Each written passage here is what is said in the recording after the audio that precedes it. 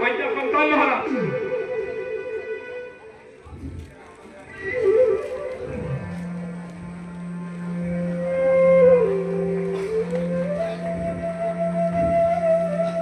দৈবকীর কোলা কন্যা সন্তান কয় মহারাজ পুত্রই হোক বা কন্যাই হোক দৈবকীর ঘরে ভজাত অষ্টম সন্তান কংসর প্রাণবৈরী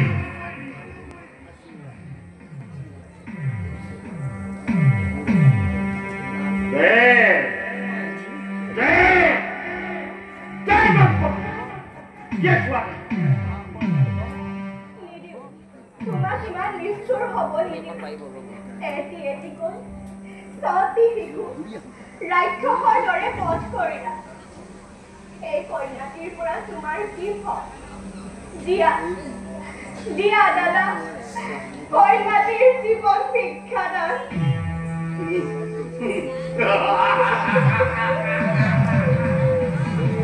সুন্দৰ অভিনয় তিৰুতাৰ চকুৰ পানিৰে কংসৰ কৰ্তব্য বিৰোধ কৰিব নোৱাৰে মূৰৰ ওপৰত হাত নচুৱাই কংসই ৰং চাব নোখোজে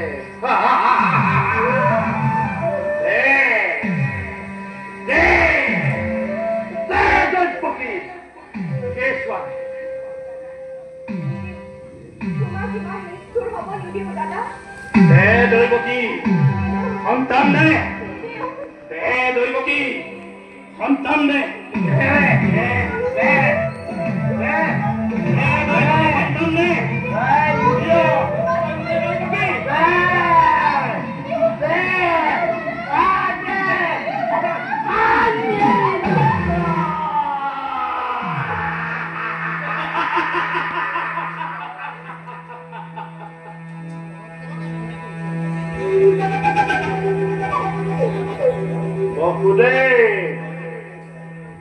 তুমি চোন প্ৰস্তৰ মূৰ্তিৰ দৰে চাই থাকিলা চোৱা চোৱা সৌবধ্যভূমিলৈ খন্তেক পাছতেই তোমাৰ এই ৰত্নময় কন্যা সন্তানটি ইহলীলা সম্পন্ন কৰা হ'ব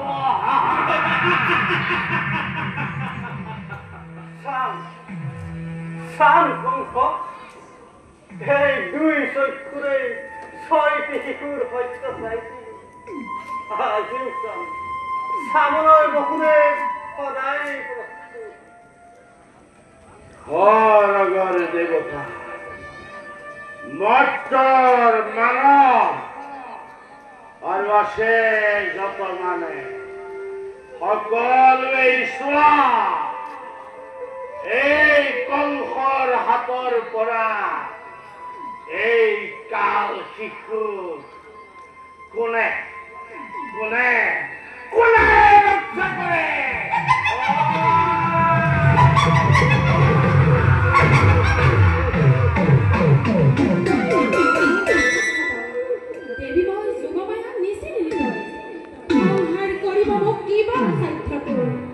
যতে ততে মাছ নিশা উপজিছে নিৰাপদে প্ৰাণ সংকটৰ মৃত্যুটোৰ বাৰিষাৰ বেগৱতী নদী কিদৰে ৰধি বিমূৰ্খ বালিৰ ভেটাৰে কিদৰে ৰধি বিমূৰ্খ বালিৰ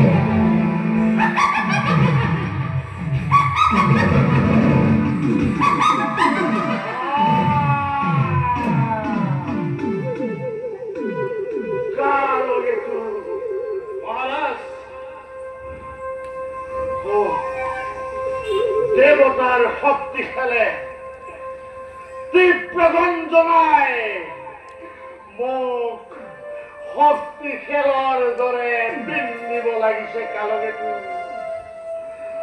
দিয়া মহাবিধা মোক বাহুদাশ্ৰয় মহাৰাজ ধৈৰ্য ধৰক মহাৰাজ ইয়াৰো আছে সহজ উপায় এই উপায় আছে কালকেতু মহাৰাজ আজিৰ পৰা মথুৰা গোকুল বৃন্দাবন সকলোতে যত মানে শিশু উপজিছে সকলোকে বধ কৰাৰ ব্যৱস্থা কৰক মহাৰাজ তেতিয়াই আপোনাৰ প্ৰাণবৈৰ নিধন হ'ব মহাৰাজ, আৰু তেতিয়া আপুনি সকলো বিপদৰ পৰা মুক্ত হ'ব পাৰিব মহাৰাজ।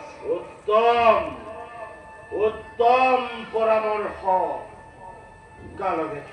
মহাৰাজ,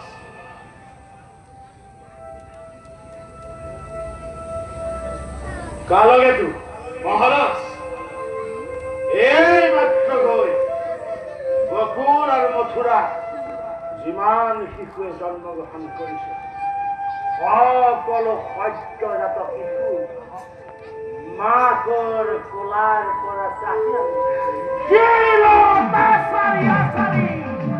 নৃশংসভাৱে হত্যা কৰা আৰু ইয়াৰ বাবে আছে মোৰ যত অনুচৰ বৰ্গ, অঘ বক কেশ আৰু মোৰ ফলি পুতনা বিশেষভাৱে নিয়োগ কৰিবা।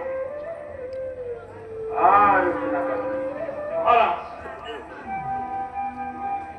ঘোষণা প্ৰচাৰ কৰিবা সমস্ত ৰাজ্যত, যিয়েই কৰিব পাৰিব মোৰ প্ৰাণবৈৰিক নিধন, তাৰ পুৰস্কাৰ হ'ব কংসৰ অৰ্ধৰাজ্য, অন্যথা কংসৰ এই শিৰৰ বুকুত। নিশ্চয় মহাৰাজ। আৰু কালকেতু, মহাৰাজ, যদি মোৰ প্ৰাণবৈৰিক কৰিব নোৱাৰে বধ, তাৰ পুৰস্কাৰ কি হ'ব জানা যায়? কি হ'ব? তাৰ পুৰস্কাৰ হ'ব মৃত্যুদণ্ড। যোৱা। ভাল মহাৰাজ।